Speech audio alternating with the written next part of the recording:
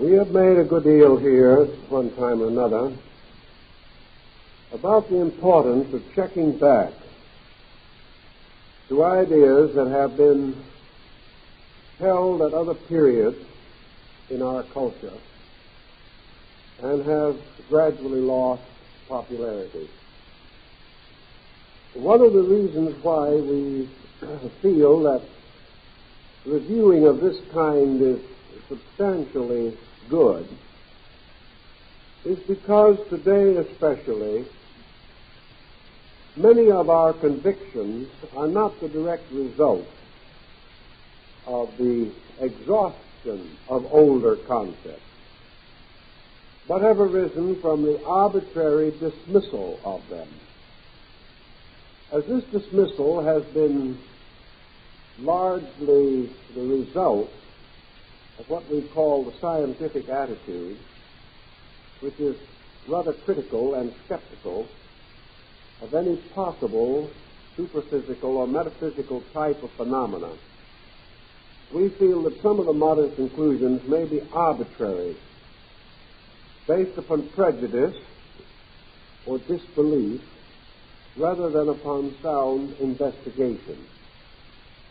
We are perfectly justified in rejecting that which is disproven, but we are not really fully justified in total rejection in areas where our own knowledge is extremely limited. Until we have grown wiser than we are, it may pay, therefore, to see what other people have known and what they have thought on subjects of concern to us. We have already mentioned that in the ancient world, dreams were regarded as a legitimate phase of man's life. It was simply assumed that the dream world was real, that the individual going to sleep passed into another dimension of existence, and that in this dimension of existence he had certain distinct experiences. And these experiences, when brought through in a confused or imperfect manner back into waking consciousness, might be fragmentary, even inconsistent, and still have a meaning that is essentially true or essentially valid.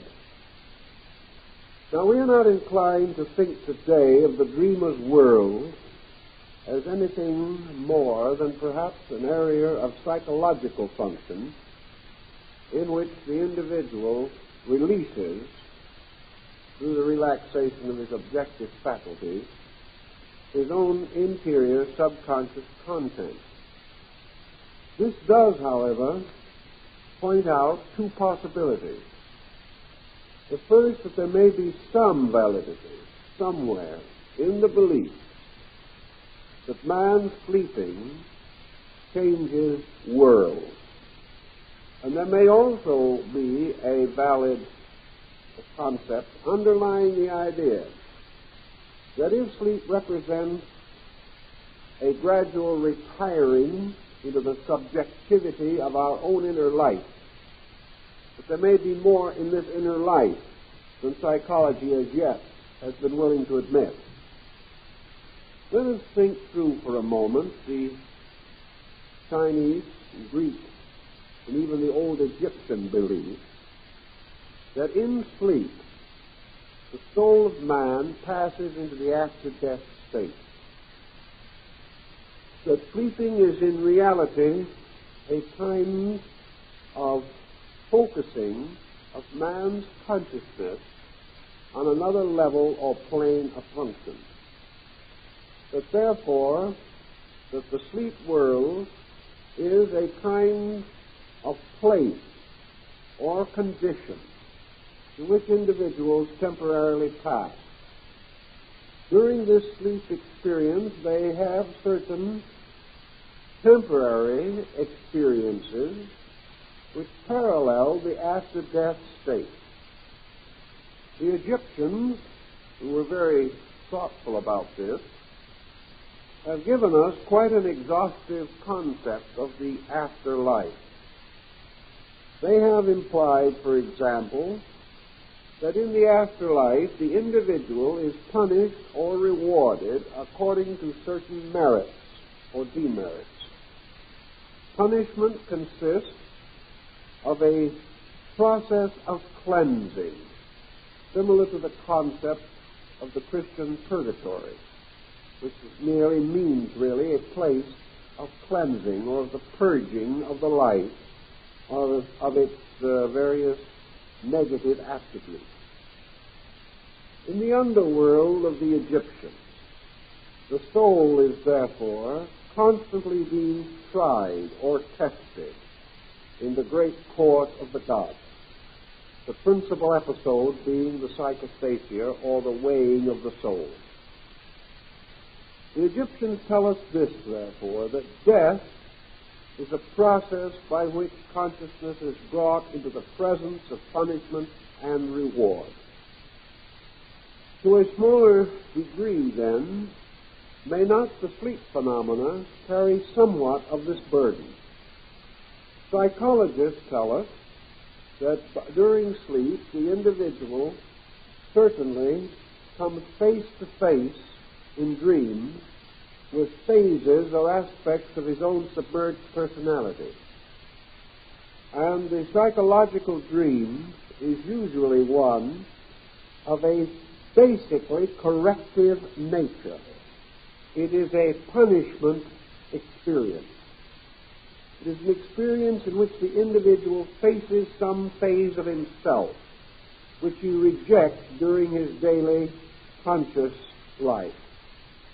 Also in dream, that which is submerged or hidden from his awareness escapes from its place of hiding and comes again to confront him.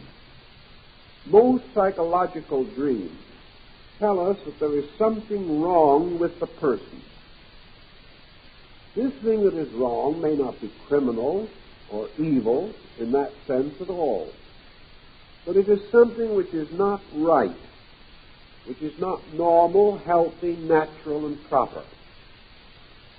And as we know that the average person does not live an entirely proper life, that he is not always right, and that his conduct is not always above reproach, even his own reproach, we can quite readily understand that the mistakes that he makes, the false beliefs that he holds, the unreasonable or unwise opinions which influence his conduct, that these could produce, and usually do produce, a psychological backlog that becomes locked in him and which is available to him most directly either in sleep or in what is called reverie, a process resembling sleep, in which the individual becomes relaxed or receptive to the impressions of his own psychic life. The Egyptians, holding their position, then might not be so different in their essential concepts from many of the opinions that we hold today. But because they put their thoughts into a highly theological language, we are inclined to regard their feelings as merely a survival of primitive religious doctrine. Actually, the fundamental point involved is that sleep and death, being aspects of one general condition, that they are phases of human existence in which punishment and reward play a distinct part. Now, in punishment, as far as the person is concerned, we know that anyone and nearly everyone can be punished by his own memory. That the things that we have done are never totally forgotten, and that the mistakes that we make, injuries that we cause, unhappiness due to us, all these leave markings in our remembrance. And these markings, in turn, may arise or be reactivated to give us pangs of conscience, or to give us guilt mechanisms of one kind or another. If we block the memory of man, a large part of psychotherapy would be useless and unnecessary. It is memory that actually undoes us, forcing us to face the previous conduct of ourselves and to compare this conduct with its own consequences and the misfortunes which have ensued. Thus, the idea that the sleep life is a place of purging has some very definite validity. We know that dreaming existed long before men had any conscious knowledge of psychotherapy, that the dream preceded any formularized concept by means of which it could have been influenced into existence. The individual was not originally taught that his dreaming was important. He had the dreams and he felt their importance. And gradually from this feeling, he has developed his reaction to sleep phenomena in general. Presuming for a moment that it is possible that sleep is therefore a way of bringing the individual into more immediate realization of his own character. Perhaps in sleep the individual must come nearer to living with himself than at any other time. Also, he comes in contact with a kind of self which he otherwise might never know to exist. In our daily objective lives, we are living largely by patterns, by pressures, and we are conscious because of a continual excitation of the central nervous system. If, therefore, we live forever objectively in a waking state, it is quite probable that many of our faults would never be corrected. That in some mysterious way, the sleep problem is not only important to us as a physical means of relaxation, but as a moral means of continuing the processes of adjustment, by means of which our characters are brought into harmony with our ethical convictions. All of this is of comparatively slight meaning to most people today, but I think psychological procedures are indicating that it is essentially true, that for one reason or another, the psychologist has hit upon the dream as one of his most valuable instruments. And he frequently follows procedures which are inclined to cause the patient to have significant dreams, or to stimulate the dream processes. And under analysis, many people, most people, dream more frequently and more intensely than in the normal processes of living. Thus analysis bringing with it a measure of thoughtfulness about self and its conduct. This type of thoughtfulness seems to increase the tendency for the patient to have more frequent and more meaningful dream experiences. We also think of the dream experience as one means of exhausting certain types of pressures. This might be quite valid in itself. It is one way in which the Hercules' ego can cleanse the stables, as one of his 12 labors. This process of cleaning out the subconscious by bringing into objectivity all of its content is, to a measure, a way of attaining virtue. It is a process of gradually solving the inconsistencies of the inner experience. Outwardly, we are not necessarily logical or consistent in action, nor are we sufficiently observant to consciously record the various happenings that mark the day. In sleep, however, it is as though a judge sat upon a bench, weighing and estimating almost all of the processes by which our mental and emotional actions have been stimulated. Our motives are more carefully analyzed. The various secret desires or feelings that we have carefully hidden from other people are suddenly exposed to us. All things being equal, therefore, dreaming appears to arise especially in connection with a certain neurotic type of attitude. The individual who senses guilt, the individual who blames himself, or feels that some mysterious force operating through his own personality is injuring him. This kind of person most frequently dreams. Also, this person finds dreams more important to him. Many individuals, down through history and in our time, do dreams and pay no more attention to the dream than into any other vision or mystery which comes to them. They assume that an occasional dream is natural, therefore they think very little about it.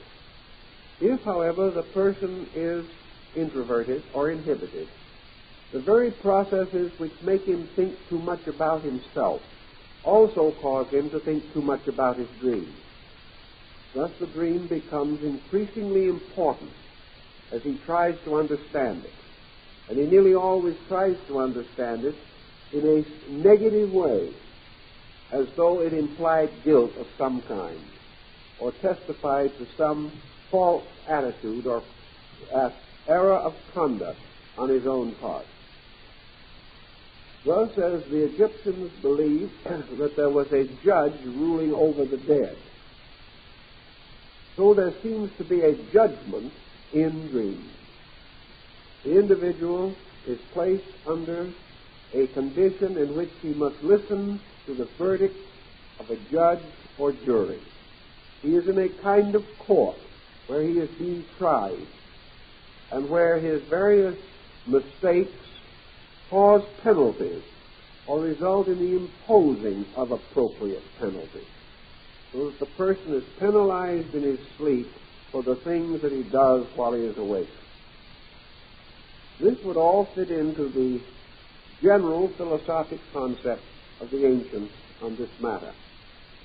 The Greeks had a somewhat different belief. In many instances, they associated the dream with the initiatory rites.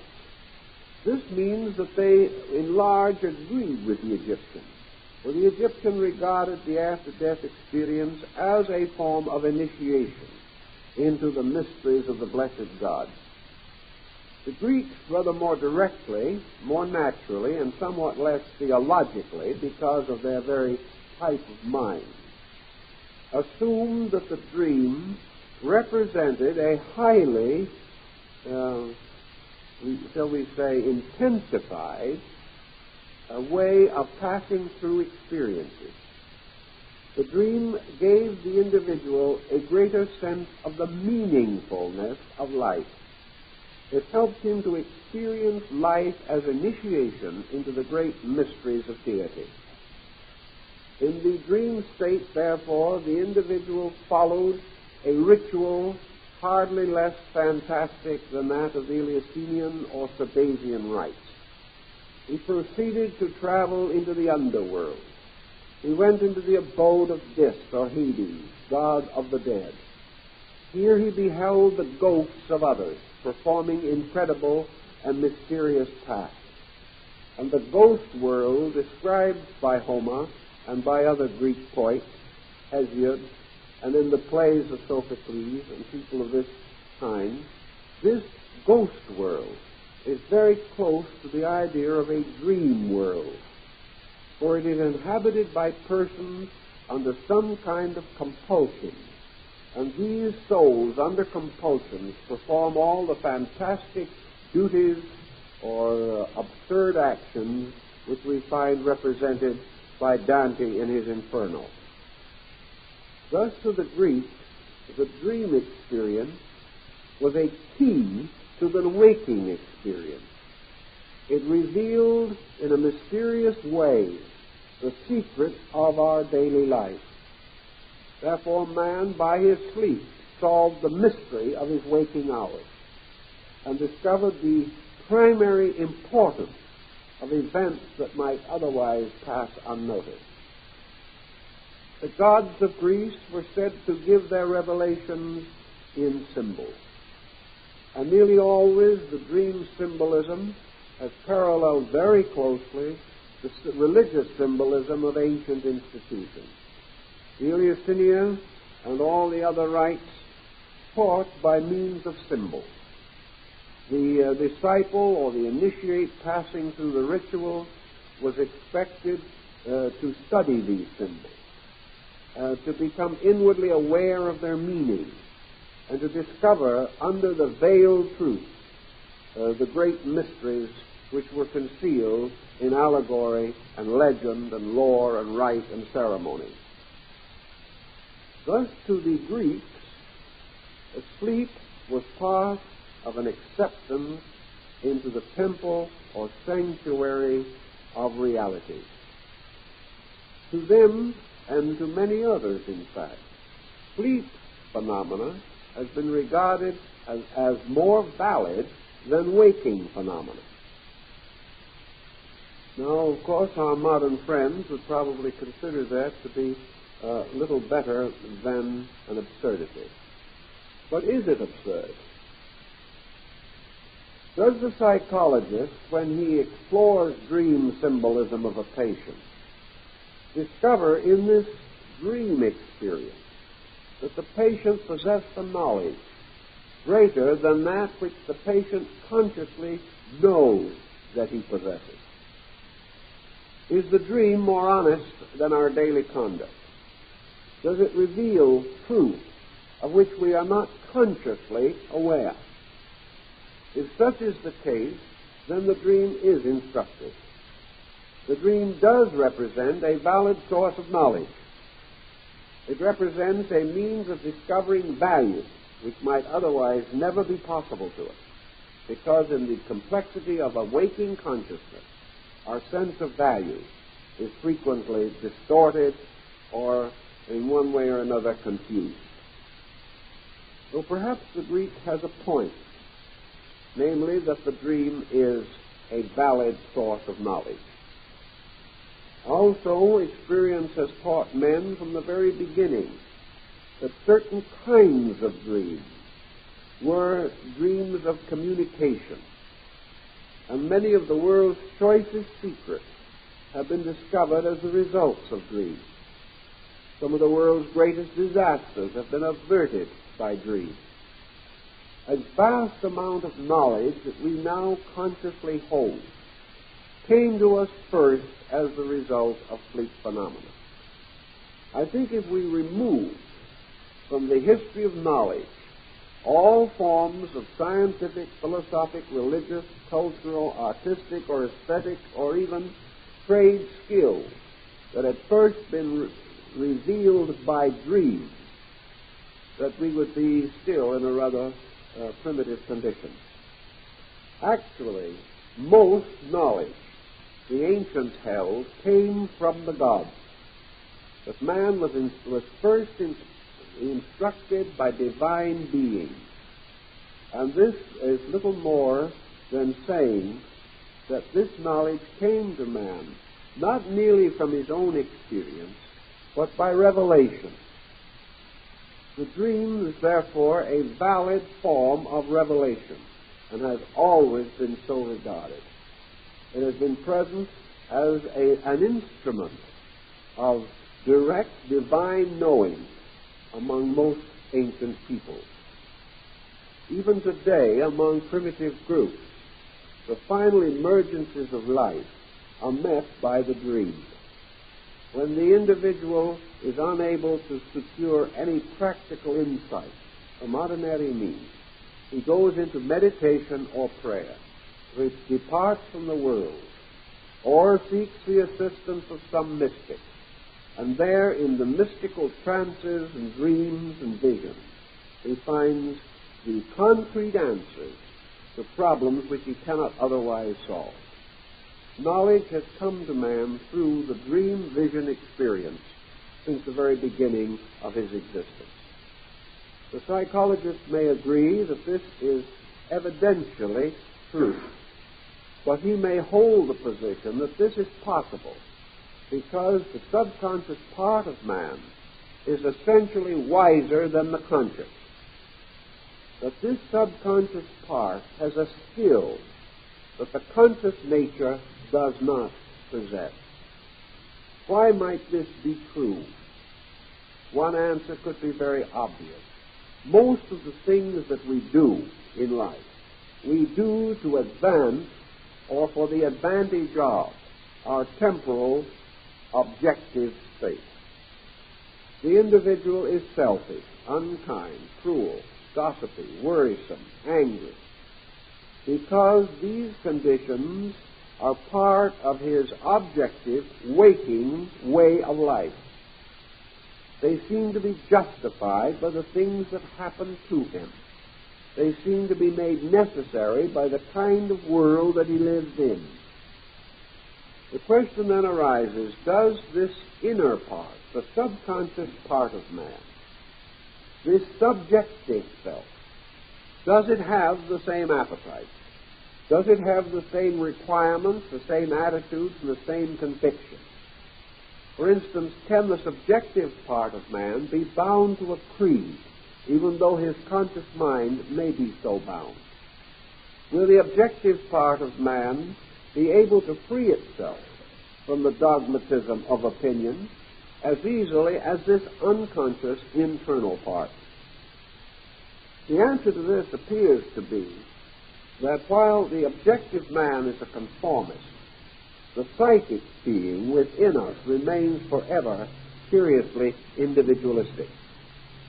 This psychic part of nature, of man's nature, does not become as conditioned by externals as does the objective consciousness of man. This may be due to a different distribution of sensory perception.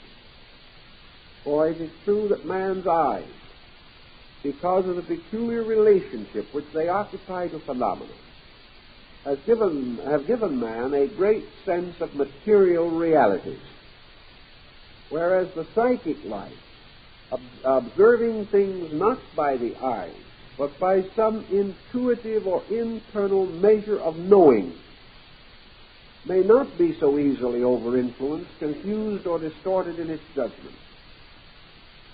Unless there was some part in man better than the parts we generally know, there could be no reason or excuse for true conscience.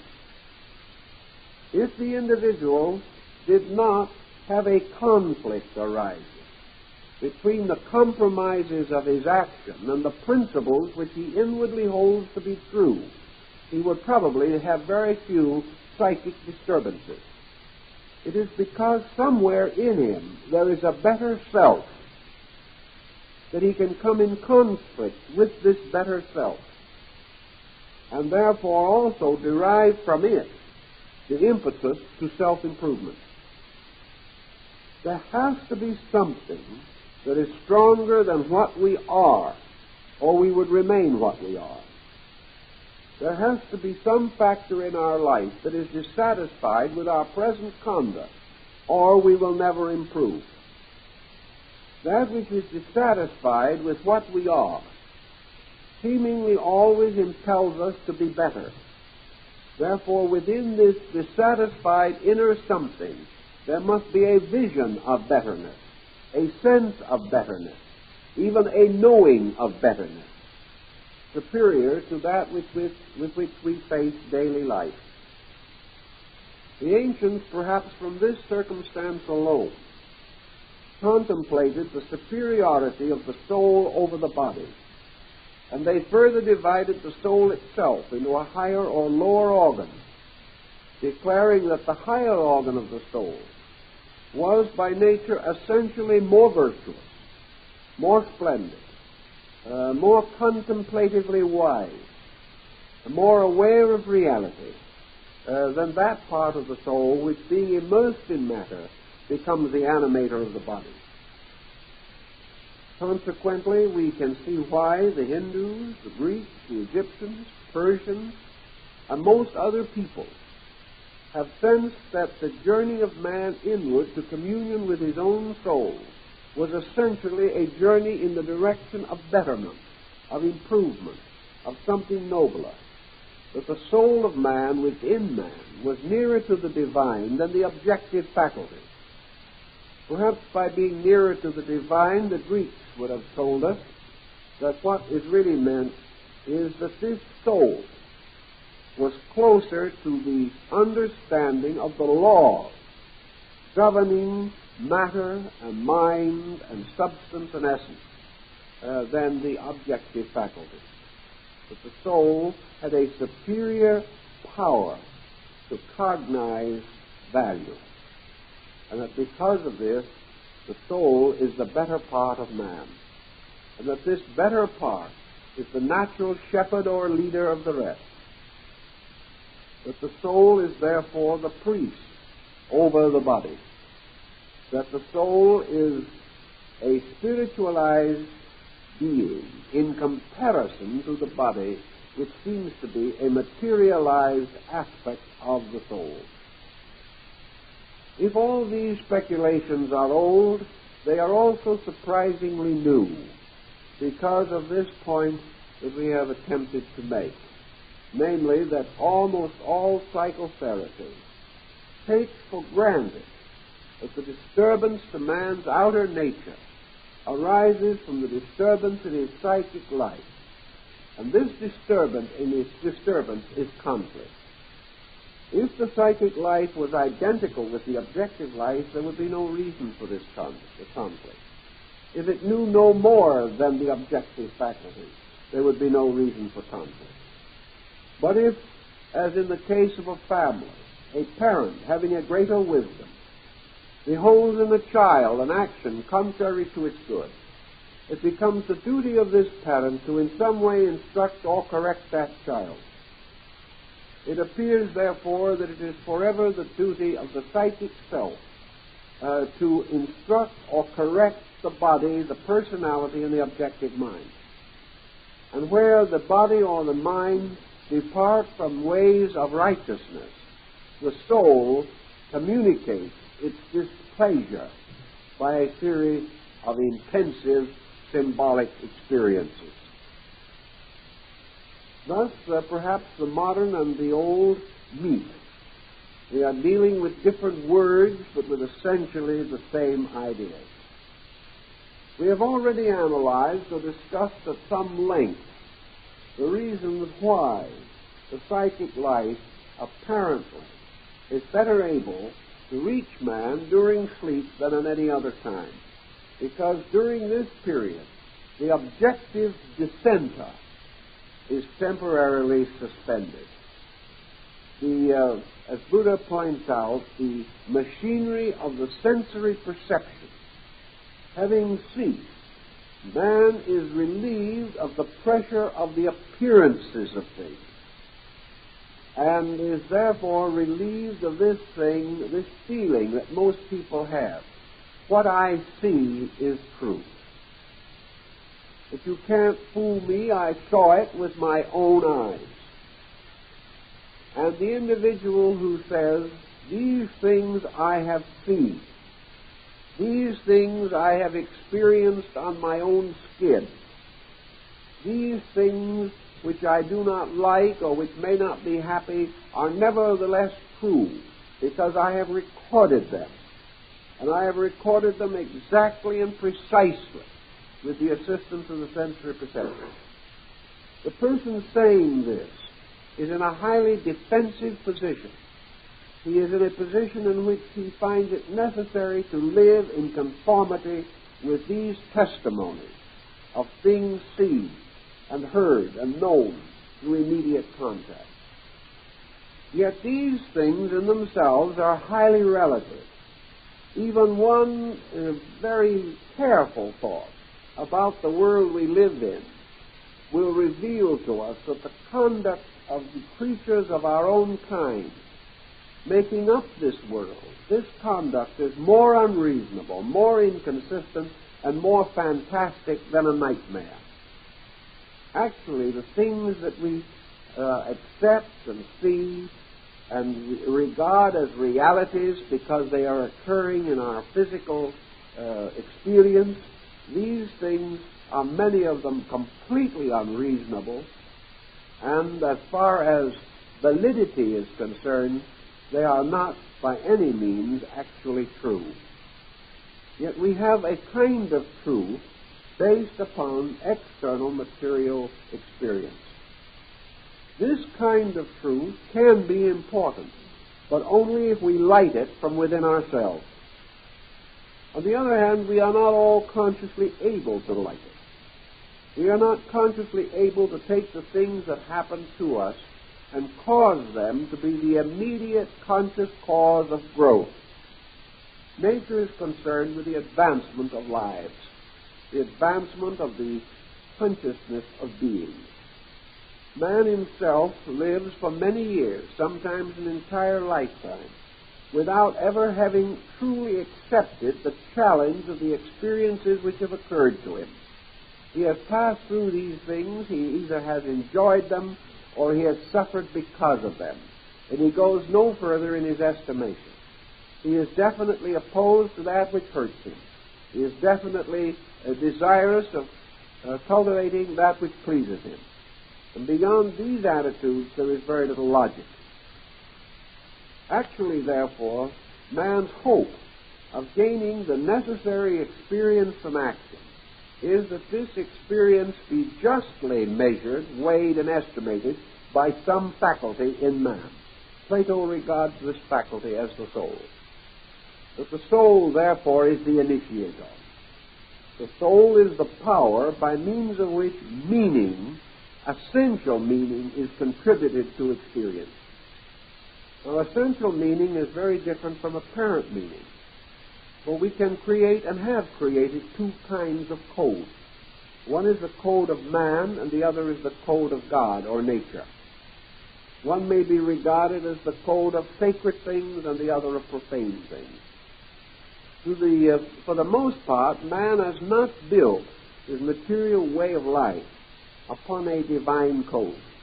He has built it very largely upon a pattern of compromises down through time. These compromises are never entirely satisfactory and are frequently the cause of his troubles. Yet there may be another code known to himself, whether he realizes that he knows it or not. And this is the code of inevitables as they exist in the larger pattern of life. There is a pattern of law that must be fulfilled. We may break all kinds of man-made rules and survive, but if we break this rule that is not made by man, but has an eternity in existence itself, if we violate that rule, then we come under serious difficulties. And nature will never rest until we have remedied this break and returned to a proper harmonic relationship with the essential pattern of life itself. The dream phenomena seems to have a bearing on this. It seems to be a way of bringing man back again to the responsibilities of his life. Where the conflict between the inner psychic nature and the outer conduct of man becomes too great, we may have definite indications of mental disease. This type of situation nearly always arises from some violent disturbance which has disrupted the natural order of life and has caused the individual to become too deeply involved in a pattern which is not essentially right. This pattern continues to hurt him and come in conflict with a pattern within himself which is essentially right. Thus there is a world pattern which we are all trying to live by, and an archetypal pattern which we must all live by if we intend to survive. These patterns are not identical, and the conflict between them represents the source of psychic stress. We know also that, other things being equal, the sleep process is accompanied by a diminution of the entire excitation processes of the brain and central nervous system. Under sleep phenomena, we react less violently to stimuli of all kinds. There is a noticeable tendency for the heart to beat less rapidly. There is a very definite shift in the processes of metabolism. The metabolic processes slow down distinctly. We also recognize that there is a gradual separation of energy from the motor system, with the tendency of the body to become inert. We most of all notice, however, that this process gradually ends in the suspension of our objective mental functions. The study of sleep in animals and lower creatures brings some interesting information for our attention. Sleep as we know it, the kind of sleep that we have, seemingly is peculiar to higher forms of animal life. It is true that probably all creatures rest in some way. But as we go down the ladder of living creatures, we find more of rest and less of sleep. We find that the sleep process is not accompanied by the total extinction of consciousness that we find in man and the higher mammals. Thus, we observe, for example, that in the human body, in rest, metabolism also slows down, but not to the same degree that it does in sleep.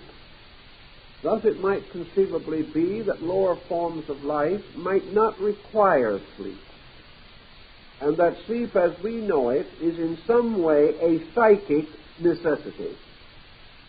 That sleep, therefore, in the way that we experience sleep, is only possible to creatures, or only necessary to creatures, in whose lives or in whose experience there is a conflict between their way and the universal way. Animals and the lower kingdoms of nature particularly live in such a consistent adjustment with instinct that it is very rare indeed for them to violate it. Man is continually violating it, or has so reconditioned instinct that he cannot depend upon it. Thus, where instinct guides, where the creature does not come into any ordinary conflict with nature, apparently there is far less stress, far less wear and tear in the nervous system, and therefore far less need for sleep as we know it. Animals rest a great deal, but they have the wonderful habit of resting with one eye open. A cat will be very quiet, and you will think that it has been asleep for hours. But if there is the slightest indication of the unusual, a cat's eye slowly opens. It doesn't shake itself and wake up. It just simply has been kind of dozing. It has, however, never lost consciousness of its environment. The same is true of many other animals. Some animals sleep standing up, indicating that they do not need the total relaxation of the motor system that we have. An animal will stand with its foot in one position for hours, but at the slightest need, without any sense of awaking, the animal moves. It seems to be constantly aware of its own body and its ability to control its sensory functions. It can rest, it appears to relax completely, but it does not pass into this peculiar coma-like state with which we associate human sleep. Some of the higher mammals do sleep, but they are also the ones that are now being noted to possess neurotic tendencies. And as a result of association with man, for some time, a number of animals have become violently ill. There is now evidence that we may need to finally develop animal psychologists. Not because the animal is of its own nature psychotic, but because experiments have shown that if you subject a rat to incredible wear and tear in the form of confusion, the rat will become neurotic and will begin to show all kinds of symptoms by which it becomes more intimately associated with the human type. What causes rats to become neurotic? Well, one of the things that causes rats to become neurotic is noise. Continuous noise. Seems to wear the poor little rodents completely out. Another thing that causes rats to be neurotic is the breaking of rhythms. If you place rats in a continually inconsistent situation, if you begin to feed them at strange and erratic times, if you, for instance, make a little house for them in which you have a door in a certain place, and you teach them to come in and out of that door, and after they've done it for 2 or 3 days, you close the door up and put it on the other side of the house. They'll adjust, but do it 4 or 5 times into different parts of the little house without any reasonable explanation, and the rat will begin to become neurotic. In other words, the animal becomes neurotic when it is placed in an inconsistent situation and subjected to unusual tension. Well, I would say that this could apply to our way of life and might have some way of explaining why we become neurotic. The rat becomes neurotic when it is disoriented, when it is no longer able to function according to its natural inclinations, or in which it develops various patterns and these are immediately violated. If there is a constant violation of law and order, the rat will become neurotic. And as it becomes neurotic, it produces a whole series of interesting phenomena. One of the sure proofs of neurosis in rats is that they suddenly get very tired. Neurotic creatures get tired. They do not get physically tired in the ordinary sense of the word. They become nervously exhausted. Thus, a neurotic rat needs much more sleep than a normal one. Also, its appetite change. The neurotic rat eats more. It becomes more and more dependent upon various forms of stimulation in order to keep its organism functioning. Its sleep apparently becomes a method of nature compensating for tension. This may well explain, then, why the human being and other higher animals require sleep. This sleep is a method of compensating for inconsistent action, or action which cannot be normally and properly planned for. It is a way of compensating for emergency, for stress, for any form of unusual activity suddenly thrust upon an organism. If the organism is placed in a new environment, it will adjust. If this environment is changed with reasonable regularity, it will continue to adjust. But if the changes are unreasonably rapid, the animal becomes neurotic. This may have something to do with our concept of progress, in which today values and securities are becoming so difficult to estimate, and life is becoming so hazardous in terms of relaxation and security that the individual begins to follow the same neurotic tendencies as animals subjected to experimentation along these lines. Now, when you get to the point, then, where your sleep process begins to take over in a more or less consistent way, as with us, it is natural that this sleep process should become increasingly necessary as certain types of stress become increasingly frequent or powerful. sleeping and waking with man is obviously associated with the rhythm of the world around him. It has now been rather generally acknowledged that sleep phenomena is one of the legitimate links between man and universal phenomena. In other words, even the most skeptical thinker today is inclined to believe that sleep and waking are tied closely to the light-darkness phenomena of the solar system, and that night becomes a very important factor, not only because of darkness and of the limitations imposed upon the activities of ancient man, most of which, by the way, have now been neutralized, but night representing the loss of a kind of energy which is present during the daytime as one of the elements of sunlight. Therefore, the loss of sunlight becomes not only a symbol, but a factual loss in the vitality of the individual.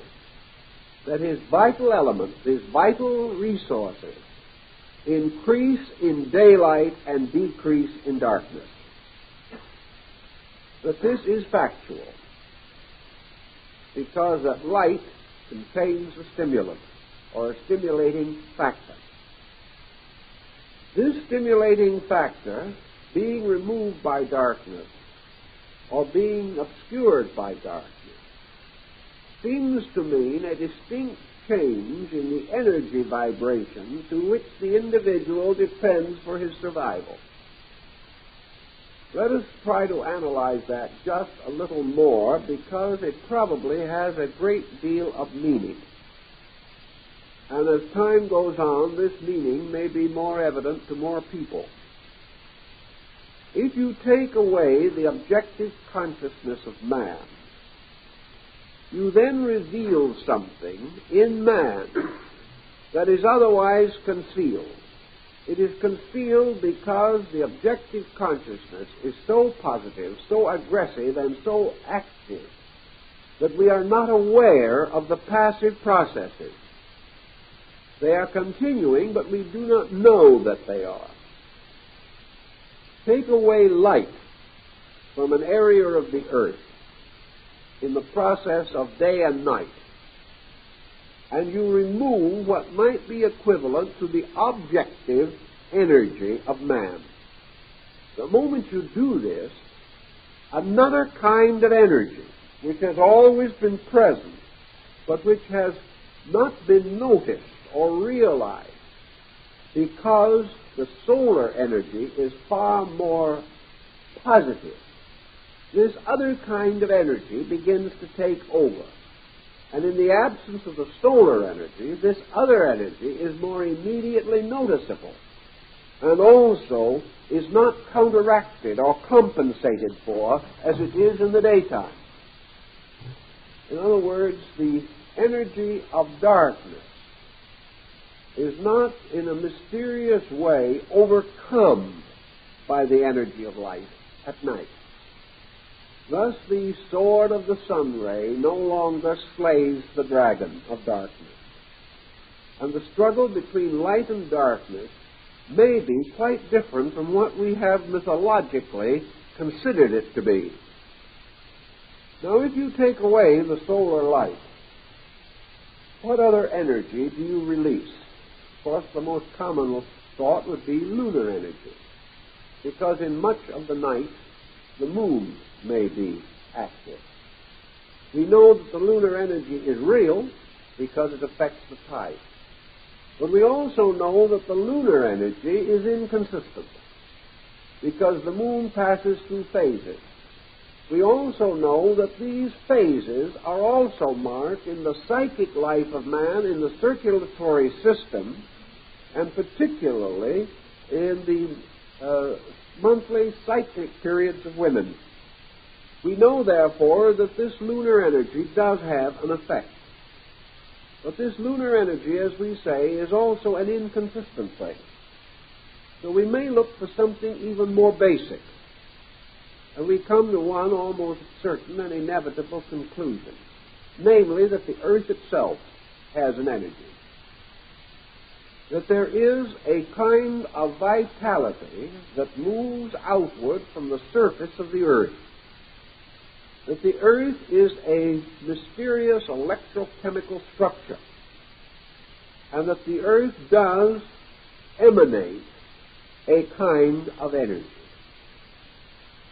That this energy emanating from the earth was known to antiquity, we are certain.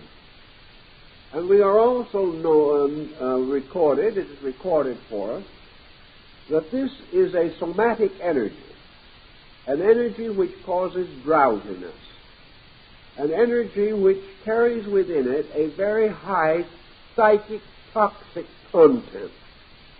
That the earth energy, therefore, as it comes, is not as constructive or vital or helpful. And that this energy in particular has very little to contribute to the true psychic life of man. That the release of this energy may help to build up bodily structure is quite conceivable, even as it is almost certainly true, and experiments in connection with treating tuberculosis by sunlight are at point in this. It is true that the solar energy is more stimulating, more irritating, and more involved in the processes of the central nervous system. In other words, the solar energy is an activating energy. The lunar energy is a periodic or cyclic energy, whereas the Earth's energy is one which is almost purely and completely physical, and therefore has its direct effects upon the physical organism. It is therefore quite possible that during night or during the sleep processes, part of the remedial agency accompanying rest is due to the fact that the Earth's energies, liberated from the domination of the solar intensity, this Earth energy does help to restore the material parts of the human constitution. This energy helps to nourish and feed those bodily factors and functions which are essential to survival. But this energy has very little part to play in the psycho-mental life of the human being.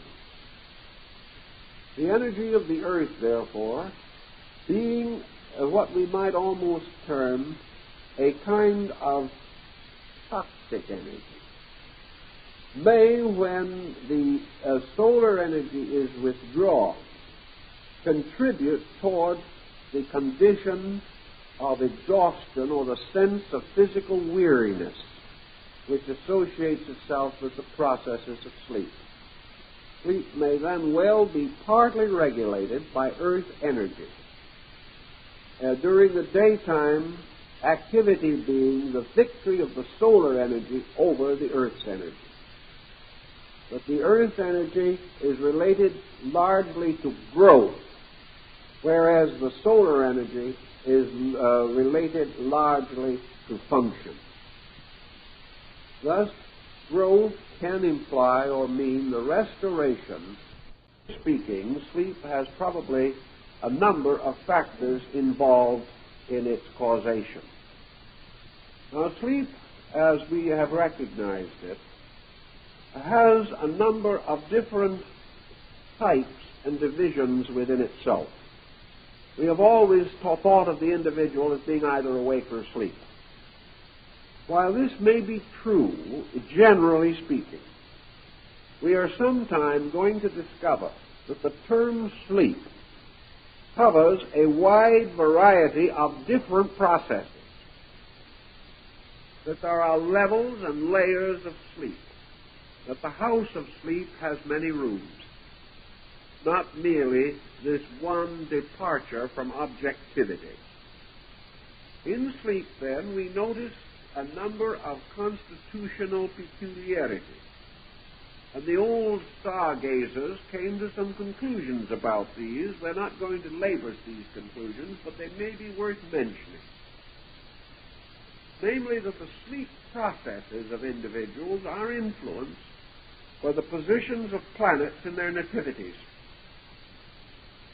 and that persons with certain positions of planets have difficulty sleeping in various parts of the night, are more subject to being awakened, and have essentially different sleep rhythms. Now, for instance, we like to believe that everybody should have about 8 hours, that they should go to bed around 10 o'clock, they should get up around 7 or 6:30, and that this constitutes the good old-fashioned agricultural, agrarian pattern based on the importance of milking the cow at the right time. Actually, these processes are among the imaginary rules which man has created.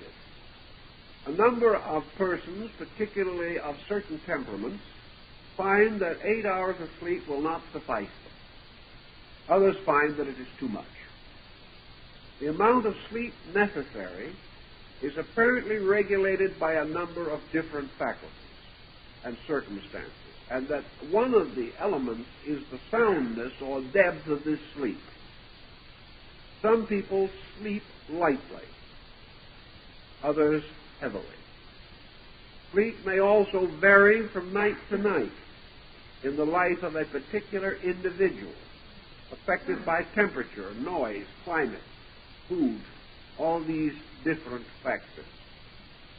It is observable that the young generally require more sleep than those of older years, whereas the aged frequently flourish on comparatively little sleep, but may require more rest.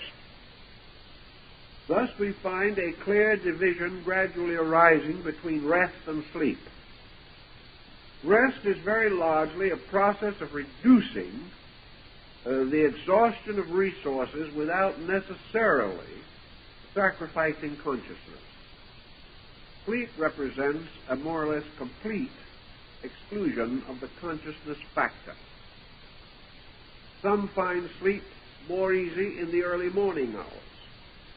Many artists and creative persons find that they do best work in the deep hours of the night.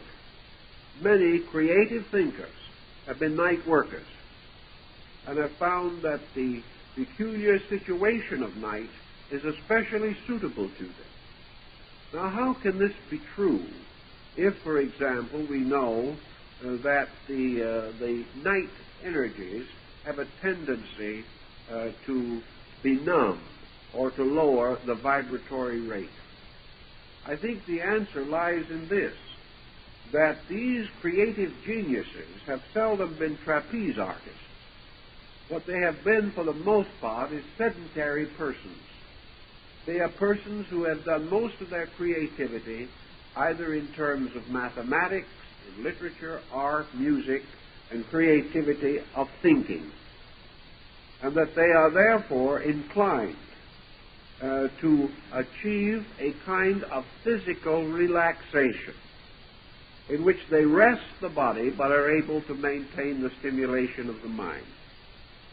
Also, as the person's internal life strengthens, he becomes less and less dependent upon the patterns of external living.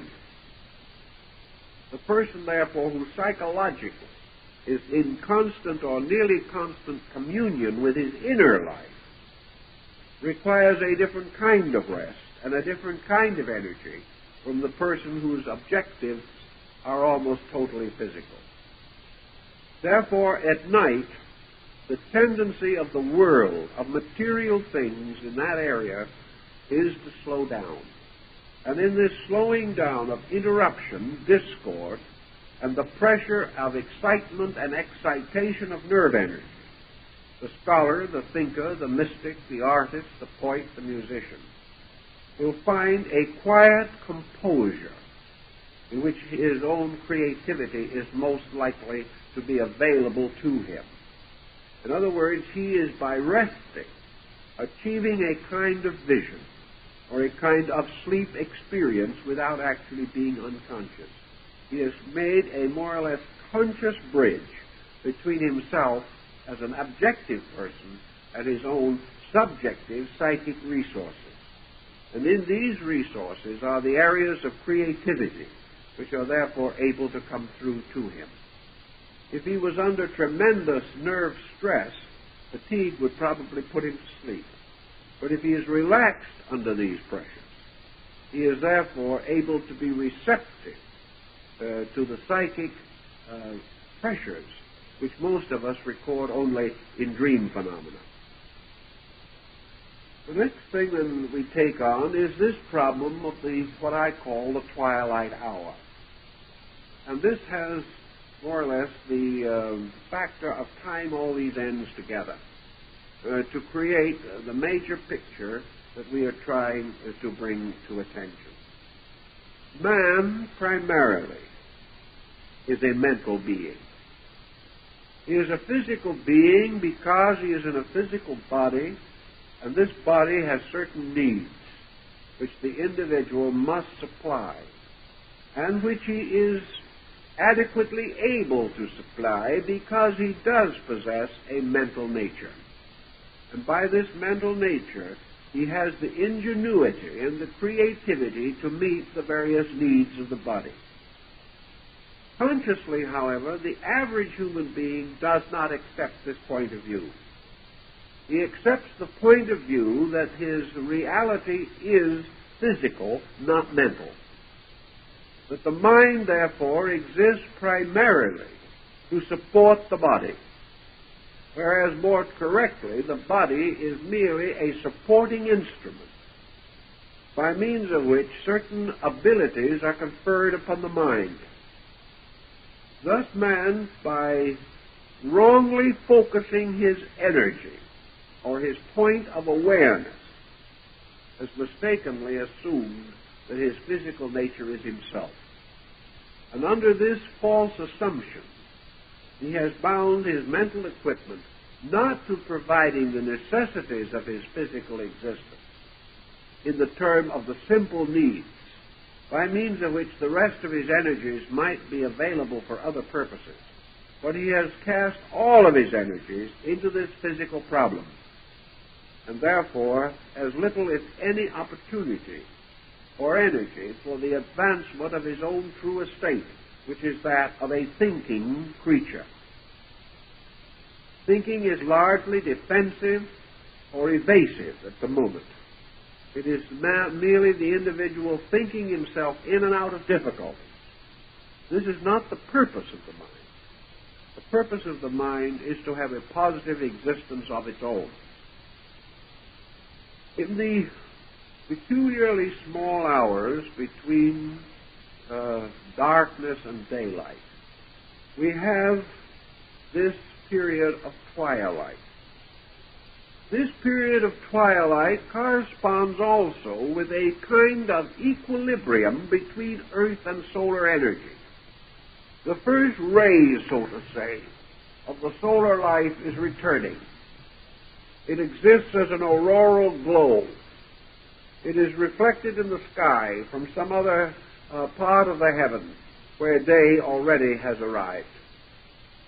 It is, however, merely a glow of anticipatory light.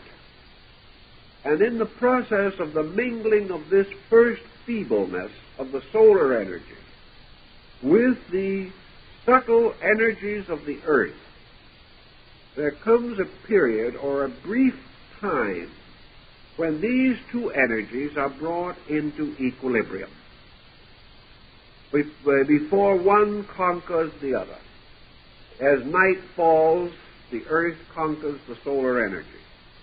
As dawn comes, the solar energy conquers the earth. The sun god Horus slays the python, the god of night. But there is this period in which there is almost a complete equilibrium. In this complete equilibrium, we have a mysterious foreshadowing or a mysterious symbolic statement of equilibrium in the psychic life of man. We have a point in which, for the moment, there is no conflict, where things are in such complete balance that both of the areas of activity are in harmony, each with the other. In this peculiar suspension, man has the greatest availability of his total life. He has those moments which are the nearest to being the accurate moments, the moments in which neither his addiction to the external nor his submergence in the internal dominate. Each has united with the others. The Egyptians symbolized the peculiar twilight, therefore, of the dawn as a door between the worlds, as an entranceway or gate in which lives could move both ways. In these hours, according to the Hermetic doctrines, Hermes Trismegistus, the psychopompus, or herder of souls, herds souls back and forth between the worlds of the dead and the worlds of life, or between the worlds of sleeping and the worlds of waking. In these moments, two conditions of energy come so closely together that they form a mysterious alchemical compound. Perhaps it is the ancient symbol of the marriage of the sun and moon, as the symbol of the marriage of spirit and matter. But here in this equilibrium, there is a moment of validity that never occurs at any other part of the 24-hour day, of the 24 hours of the day. The old peoples believed that this point of equilibrium lasted only for a few minutes. Some held that the complete equilibrium perhaps only about 3 minutes. Then one or the other gains its ascendancy. And in the dawn it is the sun that gains ascendancy. Why is this also not true in the evening hours? Why isn't this twilight between light and darkness equally important? The answer is that the nerve stress of the day has produced a psychic exhaustion. And in this psychic exhaustion, the equilibrium is not achieved. The equilibrium seems to be based partly upon the body having first attained rest. Consequently, it is in the morning hours and not in the evening hours that this peculiar transitional period exists.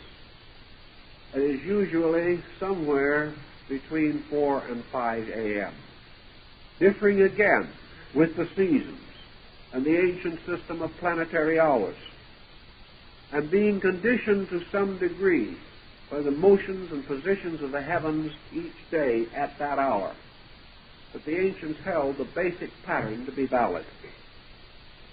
In this peculiar suspension, then, it seems as though the entire person is open at one time. Now, actually, man does not have a conscious experience of this openness. He probably awakes in the morning refreshed, if his rest has been reasonably good. He does awaken energized, with more abundant self-control, with greater optimism for the day, with stimulation to make plans come true. He arises, if he's in good health, with the proverbial bounce, and proceeds immediately to waste half of it with his setting up exercises. By the time he gets through with those, he's ready to go back to bed again. But he feels good about it, and he is optimistic, and that is a very important factor. You will never find an animal do setting up exercises. You have to be a little stupid to do it, but a lot of people believe it helps. The belief will help them if the exercises do not.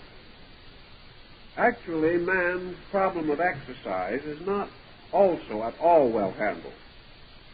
Socrates pointed out once that exercise was meaningless unless the individual who was exercising was accomplishing something. Socrates absolutely refused to take a walk unless he was going somewhere. But he strongly recommended that everybody be going somewhere. But the exercise must be valid. It must not be for its own sake, or you will produce only an athlete with a profoundly low IQ. The problem of the morning awaking following this rest period also gives us some key to these twilight experiences in the morning hours.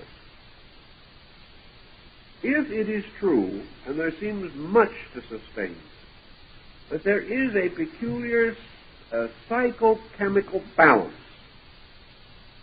and that two states of consciousness have the greatest possibility of mingling without conflict at that time, then it is obvious that the internal life of man is most available to him in these hours. Also, that the external factors or faculties have the greatest receptivity to knowledge. Also, in a sense, if man has any power which will enable him to explore himself, he will have the greatest facility in doing this in these particular periods of time. Thus, the communion of kindred spirits is established as the balance is reached. From this situation, several things may naturally come into expression. Man having at that moment the greatest availability of his own totality is perhaps in those moments the wisest that he can be in this world. This means that if there be some particular reason for a peculiar attitude, he can hold it. The Egyptians also had the thought that it is not important whether man remembers these things or not, that actually they occur whether we know it or not, and that by this occurrence a certain internal psychic balance is maintained, that every time we reach this mysterious twilight hour, we have this interchange, whether we know it or not. And that this interchange is very important in maintaining the psychic health of the person. And if he does not know anything about it, this is perfectly all right. But he does arise more clear-minded and with greater available intuitive power as a result of this experience. It follows then that if in these hours there is some peculiar need that has arisen, if in this particular time of the meeting of two natures brought together in at least reasonable rapport, if there is some particular exchange of basic idea or energy necessary, then we are very likely to have the significant dream experience. This is the time in which the psychic nature can most directly communicate with the objective functions and faculties of the body and mind. It is at this time that the will of heaven can be most quickly known on earth. It is at this time that the person behind the body or in the body issues its daily regulatory recommendations to the body. It is at this moment that the divine establishes its relationship to the person every single 24-hour period. This situation was something perhaps that needs to be remembered, for it is a kind of daily psychic quickening, a process of reestablishing a covenant between the inner man and the outer personality. This covenant is necessary to life. And if a situation in the conduct of an individual or in his habits becomes so impossible that this covenant cannot be established, then he is in trouble. So you may say, what of a person on a swing shift who never has these hours available to himself, who is in some line of work in which he is dedicated to that delightful path known as the graveyard hours, in which he has to be awake then? As the research into the problem seems to point out that under those conditions the exchange still takes place, but it is less obvious to the person. And when we realize that the exchange is exceedingly rapid, and that the person might very well not be consciously aware of very much of it, the condition can occur just as it has occurred in the case of persons who are known to have been able to sleep without any apparent interference with conscious procedure. Individual, I've told you the story of the man who was shot in the brain during World War I, who did not sleep again for 18 years, worked 3 shifts a day, 24 hours a day, without being tired, and was never aware of sleeping. But actually he was sleeping most of the time, but doing so in a series of very rapid sleep experiences lasting only fractions of a second. He was having constantly alternating consciousness and unconsciousness, but it was so rapid that he was not aware of it. So that nature takes care of these things unless we prevent her from doing so.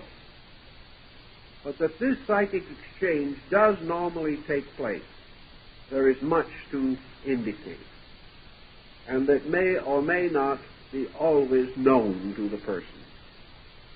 But inside of man, this exchange is also vibratorily necessary to his survival. If he is then under pressure of some nature, the pressure of need, the pressure of urgency, it is most likely that in these hours these pressures will exercise their maximum effect, and the communication may be in the form of a solutional occurrence, a prophetic dream, a vision, or a trance-like incident, in which the individual will receive some kind of a direct impartment of vitality or energy from his own causal nature. Let us assume for a moment that an individual is living a rather badly integrated life. That this bad integration is gradually destroying the physical relationship between this person's body and his psychonervous system. He is worrying too much. He is too frightened over some situation that has arisen. He has lacked courage. He is drifting. He is postponing necessary decisions. He is confused. He is gradually going down for the 3rd time in a sea of his own troubles. This situation, going on and on and on over a period of time, will ultimately result in what might be termed psychic exhaustion. He will come in the end to what we know as a nervous breakdown.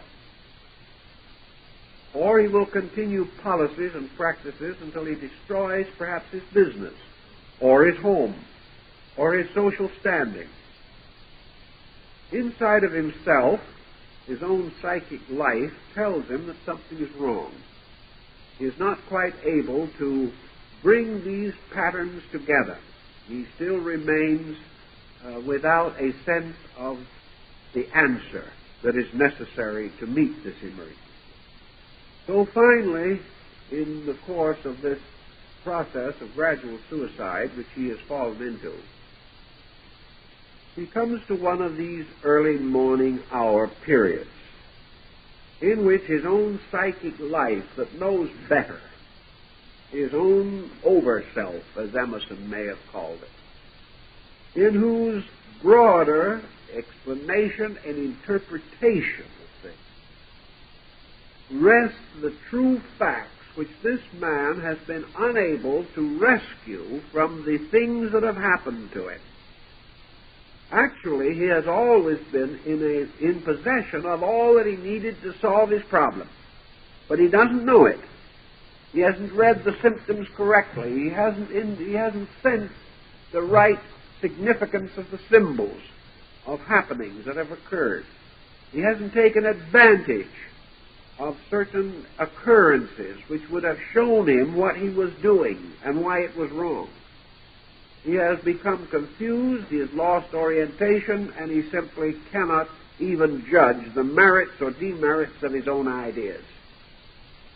About this time, one of these vision experiences or dream experiences may strike him. It may come in a warning. It may warn him in some way of the impending difficulty. It may be a diagnosis. It may take originally the form of simply revealing to him the direction of his own trouble. He may awaken with an allegorical concept rather strongly set in his mind. He's been a good churchman down through the years. It may possibly be that in this experience he will find himself reminded of the two men, one who built his house on a rock and the other his house on sand. Perhaps he will find himself standing on sand, which gives away underneath him, or in the midst of some morass or swamp that threatens to swallow him up.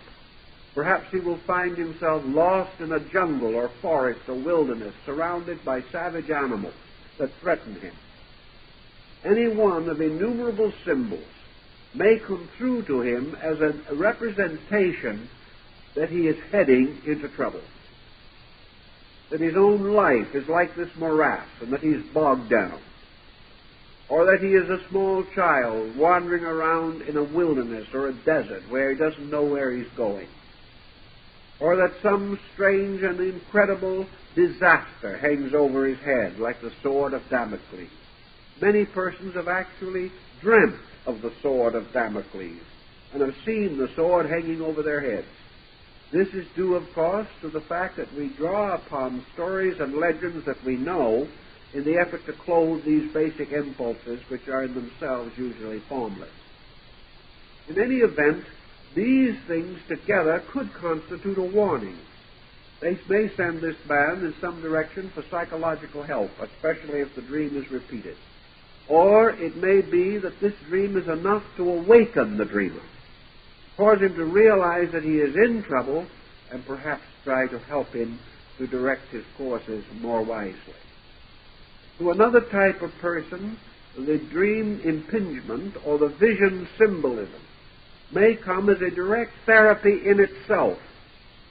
It may come in the form of the psychic overself showing the person the parts of his own story which he has never seen correctly. He may find, therefore, truly an advising situation. It may be that for a long time his worries have been vested in a certain stock that he owns, or in a certain kind of investment for which he is not fitted. Or he may learn by subconscious knowledge that he is in a profession, art, or trade which is not proper for him. One of these dream experiences may blast into this. The inside, balancing, equilibrating consciousness simply says to him in one way or another, usually symbolic, "Look, Joe, you have been a barber for 20 years, but you were never meant to be one. You're never going to be happy or healthy because this isn't the thing you want to do. What you have always really wanted to do was to be a carpenter. So now go out and be a carpenter if you want to get well." Now, the dream may not be quite that clear or quite that obvious, but it will present in symbolic form the direction which the person should go or should travel. It would remind him, perhaps, that he has been on the wrong road and may actually use the road as a symbol. There are cases where persons in the wrong occupation have actually had the dream that either they were on a wrong road or that they had come down a street on their way home and had gotten into the wrong house. Now, the wrong house, of course, is a very interesting symbol because it means largely a wrong way of life. It means a wrong habitation of character. One man had a dream that he went into a house which he thought was his own, and it proved to be somebody else's house, and when he got in there, he saw himself dead in the front room. Well, this is a cheerful little thought, but what does it mean? It merely tells this man that he is in the wrong house, and if he stays there, he's going to find himself dead there. He is going to crack up. Now, whether he is physically dead or whether it symbolizes the fact that as long as he is in this wrong house, he will be as dead, as though dead. Nothing will operate properly. Nothing will work well for him. His present situation is wrong. He's in the wrong house, and in that house he can only be dead. Nothing will ever truly come to life. Perhaps this man then rushes out of the house in his dream experience and rushes down the street. And where does he go? Well, he is terrified. He is half sick. He doesn't know what that is going to happen. And in this dream, he rushes down the street looking in various directions to find where he shall go. And he finally comes to a church. So he rushes into the church and falls down on his knees to pray. Now, this is also telling him something else. It isn't necessarily telling him to go to church. This is really too obvious for a psychic experience. They are not that literal. What it is telling him is that he needs consolation of understanding, of inner character, that he is deficient in faith, that in some mysterious way he has not sought inner guidance. And the church becomes to almost everyone a symbol of divine or inner guidance. And the recommendation is, of course, that he listens more to the inside and less to the outside. That he doesn't depend upon his own objective mind, but depends upon this intuitive power, which men have always symbolized as a divine principle in themselves. Now, another interesting thing happens in a great many of these kinds of experiences. There is a strategic and carefully calculated point at which the person awakens. The time of awakening in the dream is sometimes of the greatest significance, inasmuch as it generally tells one of two things. Waking either indicates acceptance, and the moment there is acceptance, there can no longer be any problem. The reduction of tension by acceptance brings the psychological intensity of the vision to its natural termination. Or else, there may be so much resistance to the truth on the part of the individual that at a certain point he rejects the experience completely and escapes by waking up. There is therefore always this problem to consider, that as the various phases of analysis proceed, perhaps the same dream will recur, but the individual will awaken at a different part of the dream. This is an indication of certain acceptances or massive rejection on the part of the individual.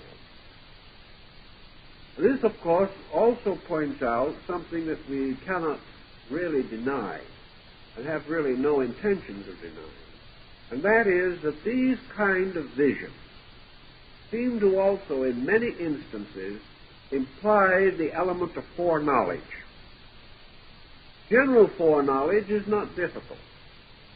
An individual can dream, for example, that he falls from a cliff and breaks a leg. Now, he may be quite upset by this dream, and he may be very, very careful from that time to stay away from cliffs. He assumes that the dream is a literal thing, whereas more likely the dream represents a symbolic accident. In other words, if he continues in a certain course of procedure, something will happen. For instance, how did he happen to fall off the cliff? The dream may vary on this point. Perhaps he is pushed off. Perhaps he is running away from something and falls over the edge. Perhaps he is tired of life and decides to cast himself off of the cliff. And having cast himself off, suddenly wishes he hadn't halfway down. This type of dream, therefore, of the falling, or dropping from a cliff may have a number of interpretations, some of them more or less prophetic. Perhaps the dream is telling the individual that he can no longer run away from the incident, that if he tries to escape again, he will have some form of an accident, that he cannot escape, that his present effort to run away from himself or from other things can lead him only to falling off a cliff. If 6 months later this person has not paid any attention to the symbolism, has made no change in his ways, then a policy which he is practicing, and which is itself wrong, may close in upon him. One man dreamed that he was trying to run away from a certain situation that seemed very difficult, and as he ran out into a road and was struck by a car. He had the sense of being struck, but as is usual in dreams, he did not have the actual experience of dying. He woke up after he was struck. The shock, the psychic shock of the accident, awakened him. 6 months later, his home fell apart, and he found himself with a divorce case on his hands. He had been trying to run away from certain characteristics. In so doing, he had undermined the stability of his home. And finally, the breaking of the home was represented by the accident. He ran out in front of the car which struck him. In attempting to run away from in this case, his problem was evasion of maturity. The individual refused psychologically to accept the responsibility of being a husband and a parent. He was in a panic. The attempt to run away was indicated by it, and the running away ending in a worse accident was then later indicated as the breaking up of his home. He knew it was coming subconsciously. His own inner life knew that if he continued this procedure, it would end in the destruction of his home. Consciously, he would not acknowledge this. And when the thing finally happened and the home broke, he was completely astonished. But actually, his subconscious knew all the time that his way of procedure could produce no other consequence. Therefore, nature takes the very simple but prophetic position that a fault never corrected or a wrong pattern never mended is always going to end in the loss of something we want. It is always going to end in the loss of something that is meaningful to us. What we abuse, we lose. And the individual running away was in this case the attempt to evade responsibility. So these kinds of dreams can take generally prophetic form, because as soon as the incident actually occurs, then we are able to say, well, this is obviously what the dream meant.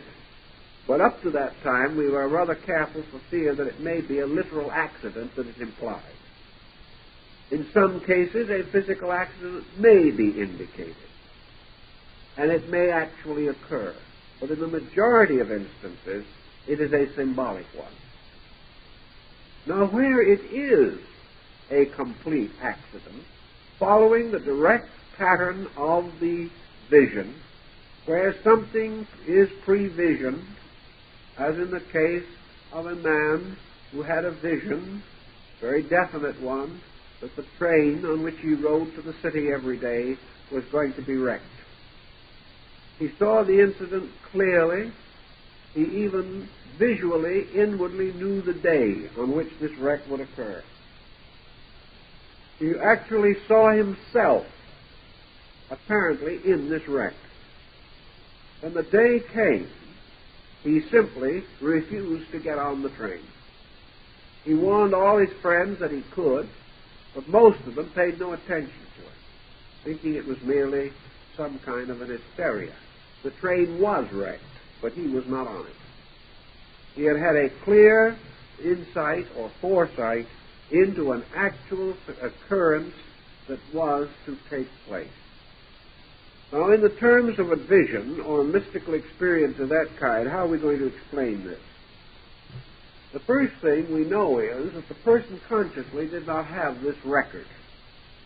The train had made this run for probably 20 years without a previous accident. It was not something that would be normally likely to be in his subconscious. Actually, therefore, there is only one answer, namely that the subconscious or the superconscious or whatever lies behind the conscious has the power of a certain kind of foreknowledge. That this foreknowledge may be available to certain persons at certain times. Why it is not available to other persons is a question that perhaps goes back to the Eastern ideas of karmic compensation. In any event, some persons apparently either have so altered their destinies by their own conduct that they are entitled to escape from these emergencies, or in some way or other they were not intended to be involved and had to be protected. There is a belief in the Orient, and perhaps this is as good an answer until we find a better one, and it's going to take quite a little finding before we find it, is very definitely that the entity, there is a belief in the East, that the entity coming into birth comes in with a certain karmic debt. Now, the karmic responsibility of a person is usually very much larger than could possibly be compensated for in a single lifetime. Therefore, at a certain period in the process of embodiment, the entity as a psychic being, more or less, is shown the record, shown the debt it has to pay and how that debt will be paid, and the various circumstances leading up to it. So that as far as the psychic entity or the incarnating entity is concerned, there can never be an actual moment in which the psychic being does not understand what is happening to it. In other words, there can never be on the higher part of man's nature any doubt concerning the honesty of the situations in which he is involved. But the objective consciousness is not aware of this. Therefore, it is possible that the archetypal image of the total course of a life and the debts and lessons peculiar to that embodiment in the terms of its karma may be available to the psychic entity, and that this availability becomes the basis of an immediate prophetic power. As this psychic entity prophetic power factor has to depend upon the moving of physical circumstances to meet the needs of the karmic pattern, there has to be an interrelationship between the need of the individual and the foreknowledge of the social motion itself. In other words, there has to be an archetypal motion behind every event that occurs. Every event that we see has to be a seed breaking through ground into visibility. The invisible part of that event lying in its karmic relationship to life and in the causes which produce it. If there is an archetype or an akashic record, not only of things that have happened, but of the natural unfoldment of life collective according to its own destiny, then the relationship of man to the common destiny may be available to the consciousness of the individual. In any event, incidents of this kind have occurred. No simple explanation that will be of immediate acceptance by all, scientific and otherwise, no such explanation is likely to be found. The only answer has to be that there are dimensions of archetypal records in nature that are beyond our estimation, and that on these archetypal records there is a certain aura or area in which the future is almost fatalistically conditioned by present circumstances or conditions, and that this relative future can be grasped or known psychically. Thus, the person's place in this relative future can be anticipated. Where the anticipation does not occur, where the individual goes quietly to his destiny without ever knowing that it is his destiny. Obviously, under those conditions, the pattern works in its complete operation. But supposing for a moment, man being an individual, has along the course of his lifetime made certain basic changes in his own temperament. These changes may alter or condition his destiny. For with man as a self-conscious being, destiny cannot be fatalistic. Thus, if for some reason his own relationships to events change, then it's possible that the psychic life within him is given the problem or given the responsibility to adjust his relationship to events to meet the psychological changes in his own nature. Thus, one may be warned and 10 are not. 10 persons may pass through the same experience and one survive. The same thought was, of course, largely used in the development of the story of the Bridge of San Luis Rey, in which persons of many types gathered on the bridge when it collapsed. Each one, however, who was there, though apparently in no way related to any common moment or common point, each was where he had to be in order that the various threads of life should all work out. I believe that the so-called vision, which deals with events to come, it merely represents the fact that the psychic nature is aware of this and aware of what these events must be. But that if this awareness was communicated generally to the objective life, the entire process of destiny would be frustrated. The individual, without merit or without reason, being in a position to foreknow his own destiny and avert it, would no longer be operating with nature. Because the only way a person can justly avoid a destiny is to outgrow it. And if he doesn't outgrow it, then he has no right to change it. The psychic life in him, being primarily concerned with the good of the individual and his ultimate fulfillment of the laws of his own being, will not be nearly so concerned with accidents and incidents as the perfection of character, regardless of cost in terms of life and death as we know these terms. Thus, there are many situations that can be considered, but apparently this peculiar timing of ours becomes associated with the most generally valid period by means of which this interchange of worlds takes place. And that therefore this becomes a peculiar period, the twilight dawn, which is the great period of the instruction of man. And whereas in the rest of the day he is instructed by the world around him, in this period he is peculiarly instructed by the world within him and behind him. And as a result of this instruction, there is a constant flowing of intuitive truth into his consciousness. This intuitive truth being, of course, the basis of certain inspirational growth from within himself. Realizing this, we recognize that perhaps the ancient was right when he declared that at this time the worlds came together, that a door opened, and mysteries came forth, and man in turn approached the gate of mystery. And by the common interchange of his internal and external parts, gained a continual participation in that which he needed to know in order to continue.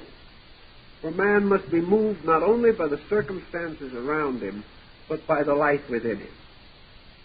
And as the life within him has very little authority during his waking hours, it is in this other period that this inner life has its moment of authority.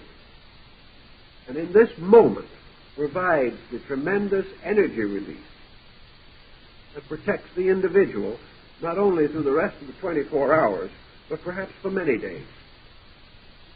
This understanding of this peculiar psychological process may have in due time its place also in our researches along psychological lines.